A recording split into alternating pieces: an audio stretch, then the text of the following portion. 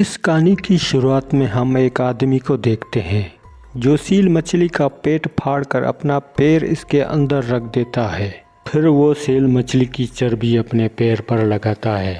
दरअसल इस आदमी का नाम केलमिन्स है और बहुत लंबा सफ़र तय करने के बाद यहाँ तक पहुँचा है और अभी भी इसे कई हज़ार किलोमीटर का रास्ता तय करना है। ये साल है 1945, जब कुछ जर्मन सोल्जर को पकड़कर रशिया में जंगी कैदी बनाया गया है। इन्हीं सभी को 10 साल की सज़ा सुनाकर 25,000 किलोमीटर दूर भेजा जाता है। ट्रेन में सफ़र करने के बाद इन सबको पैदल चलकर जाना है, क्योंकि इसके आगे कोई भी रेलवे लाइन नहीं है। सभी कैदियों को बर्फ़ पर चलने के लिए मजबूर किया जाता है। इन कैदियों ने कई दिनों से खाना नहीं खाया है।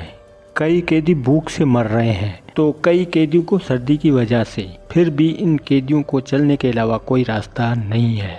करीब 1.5 साल चलने के बाद वो जेल तक पहुंच जाते हैं, लेकिन इस जेल की न कोई दीवार है न कोई दरवाज़ा। चारों तरफ बर्फ़ ही बर्फ़ है, इसलिए खाने का सामान लिए बगैर यहाँ से भागने का कोई सोच भी नहीं सकता। इस वसीगार में कई जर्मन काम कर रहे हैं और इन सब कैदियों को काम पर लगाया जाता है। दिन रात कड़ी मेहनत करने के बाद इन लोगों को यहाँ से भागने की चाहत अंदर से ख़त्म हो गई है, क्योंकि इनके चारों तरफ मौत ही मौत है। लेकिन केलमिन्स को यकीन है कि वो यहाँ से निकल सकता है। इसे अपनी वाइफ और बेटी के लिए यहाँ से निकलना होगा। एक रात मौका मिलते ही कोयला ले जाने वाली गाड़ी में चढ़ जाता है और इसके अंदर छिप जाता है।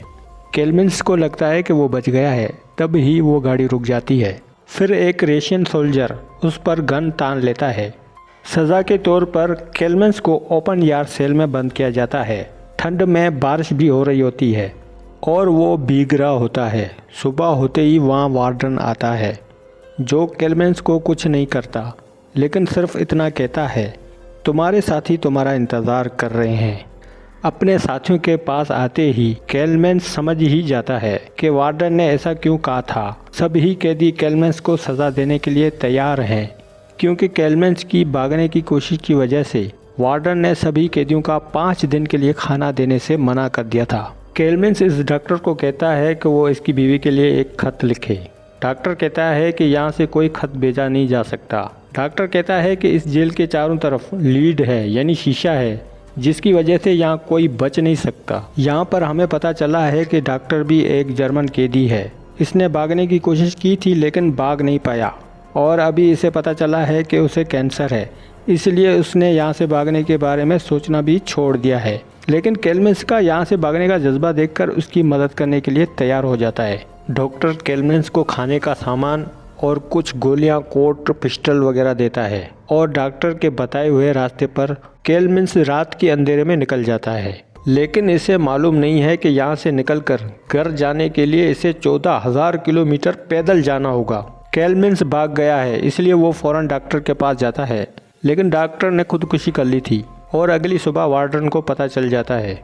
वार्डन बाकी कैदी के पास जाकर केलमिन्स के बारे में पूछताछ करता है, लेकिन किसी को कुछ भी पता नहीं है। वार्डन अपने सिपाहियों को ढूंढने के लिए भेजता है। देखते देखते 5 दिन गुजर जाते हैं। रिसर्च टीम आसपास का 100 किलोमीटर छान मारती है, लेकिन केलमिन्स का कोई पता नहीं मिलता। वो सोचते हैं कि केलमिन्स इतनी ज़्यादा ठंड में मर गया होगा, लेकिन वार्डन को यकीन था कि वो अभी तक जिंदा है। अब जेल से भागे हुए केलमिन्स को 15 दिन हो गए हैं। अब वो जेल से बहुत दूर निकल गया है। इसके चारों तरफ बर्फ ही बर्फ है। अब इसका खाना भी खत्म हो गया है। केलमिन्स बुरी तरह से थक चुका है। इसके अंदर कदम चलाने की ताकत नहीं है। वो वहीं पर लेट जाता है। कुछ देर के बाद उसे सील मछली दिखाई देती है। वो फौरन अपनी जेब से पिस्टल निकालता है और कांपते हाथ से फायर करता है, लेकिन निशाना टारगेट पर नहीं लगता है। केलमिन्स अपनी पूरी ताकत से इसके पीछे भागता है और तब ही एक पैर स्लिप होने की वजह से एक पैर पानी में फिसल जाता है, जिससे इसके पैर में चोट आ जाती है। वो चोट के बाद भी इस मछली के पीछे भागता है और उसे मारने में कामयाब हो जाता है। अब केलमिन्स को खाने की टेंशन ख़त्म हो जाती है, लेकिन इसके आसपास कोई नहीं है, इसलिए अपना दिमागी तवाज़न बरकरार रखने के लिए अपने आप से बातें करता है। इसलिए वो रास्ते से भटक ना जाए, बार बार कंपास निकाल कर देखता है। कुछ दिन चलने के बाद केल्विन को एक छोटा सा दरख्त दिखाई देता है। उसे यकीन नहीं होता, वो दौड़ते हुए छोटे दरख्त के पास जाता है। बर्फ में पेड़ देखने का मतलब ये है कि ये मैदानी इलाके के बहुत करीब है। आखिरकार केल्विन फर्श एरिया पर आ पहुंचता है। रात को वो आग जलाता है और वो वहीं पर सो जाता है। लेकिन अगले दिन भयानक तूफान आता है। केल्विन अपने आप को बचाने की कोशिश करता है, तब एक दरख्त उसके ऊपर गिर जाता है और वो वहीं पर बेहोश हो जाता है। कुछ वक्त के बाद सोना ढूंढने वाले केल्विन को वहाँ पर देख लेते हैं। वो उसे बचाकर अपने साथ ले जाते हैं। यहाँ हम देखते हैं कि केल्विन को भागे हुए 2 साल हो गए हैं और मौसम भी बदल चुका है। अब वो तीनों एक कश्ती से जा रहे होते हैं। दरिया में पानी की तेज रफ्तारी की वजह से एक सोना ढूंढने वाला आदमी पानी में गिर जाता है। केल्विन भी उसे बचाने के लिए पानी में छलांग लगा लेता है। सोना ढूंढने वाला दूसरा बंदा वहाँ से चला जाता है। वो अपनी झोपड़ी में जाता है और उसे लगता है कि उसका बंदा अभी वापस नहीं आएगा, इसलिए वो उसके हिस्से का सोना भी अपने पास रख लेता है। उसी वक्त ही केल्विन के साथ दूसरा बंदा भी आ जाता है और वो उसे वहीं पर गोली मार देता है। अब उसे किसी पर भरोसा नहीं रहा। वो अपने सोने की हिफाजत के लिए केल्विन पर भी हमला करके बर्फीली पहाड़ से धकेल देता है। ऊंचाई से गिरने के बाद केल्विन बेहोश हो जाता है। जब उसको होश आता है तो अपने आप को भेड़ियों से घेरा हुआ पाता है।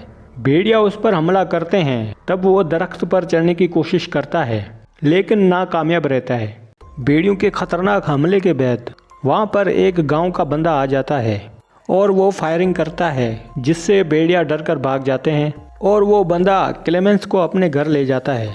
केल्विन को कुछ दिन के लिए आराम और इलाज मिल जाता है। केल्विन की परेशानियां इतनी जल्दी खत्म होने वाली नहीं है। जेल के वार्डन ने केल्विन को मोस्ट वांटेड नामजद किया है। जाने से पहले गांव के लोग खाने पीने का सामान और एक अदद बैग देते हैं। करीब 1 साल चलने के बाद केल्विन आइसलैंड से बाहर आ जाता है। जब वो मैदानी इलाके से गुजर रहा होता है, तभी उसका एक कुत्ता लकड़ी के कारखाने में घुस जाता है। केल्विन भी उसके पास जाता है। वहाँ के लोग उसे खाना खिलाते हैं और उसे बताते हैं यहाँ से गुजरने वाली ट्रेन उसे चिता स्टेशन तक पहुँचा सकती है। केल्विन इसका शुक्रिया अदा करता है और ट्रेन में सवार हो जाता है। केल्विन बहुत खुश है क्योंकि वो जल्द ही अपने घर जाने वाला है। लंबे सफ़र के बाद ट्रेन स्टेशन पर रुक जाती है।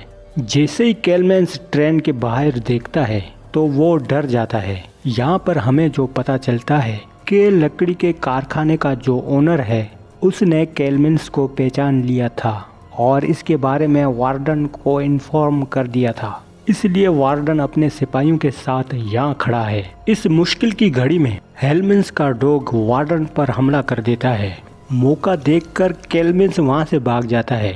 वो स्टेशन की ब्रिज पर चढ़ जाता है और वहाँ से गुजरने वाली ट्रेन के ऊपर कूद जाता है। वहाँ से सही बच निकलने के बाद कई महीने गुजर जाते हैं। केल्विन आखिरकार सेंट्रल एशिया में पहुँच जाता है। वो एक शहर में घूम रहा होता है। इसे बहुत भूख भी लगी है, लेकिन इसके पास पैसे नहीं है।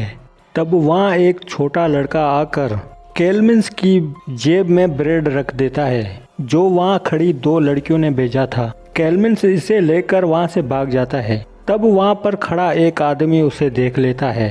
केल्विन चर्च पे जाता है और वो आदमी भी वहाँ चर्च में आ जाता है। वो सब कुछ जानते हुए भी कि केल्विन एक जर्मन है, तब भी उसके बारे में किसी को कुछ नहीं बताता। वो केल्विन को अपने घर ले जाता है।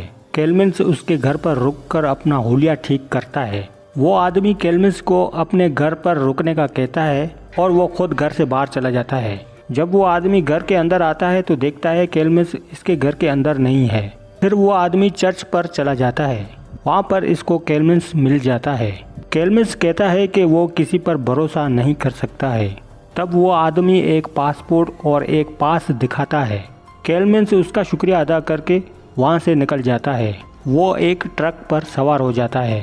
ट्रक खराब होने की सूरत में उसे पैदल जाना पड़ता है।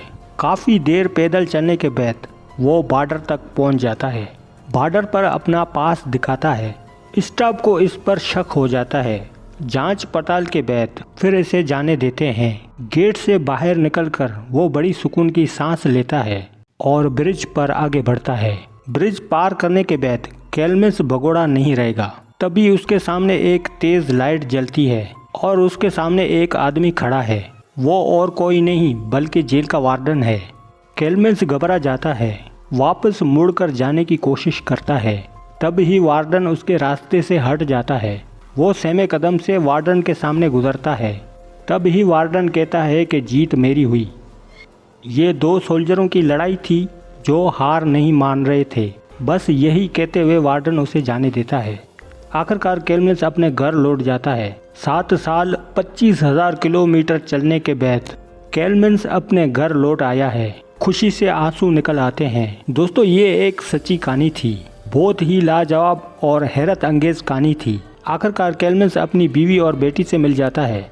आज की वीडियो का यहीं पर दी एंड होता है। मिलते हैं नेक्स्ट वीडियो में, तब तक के लिए अल्लाह निगहबान।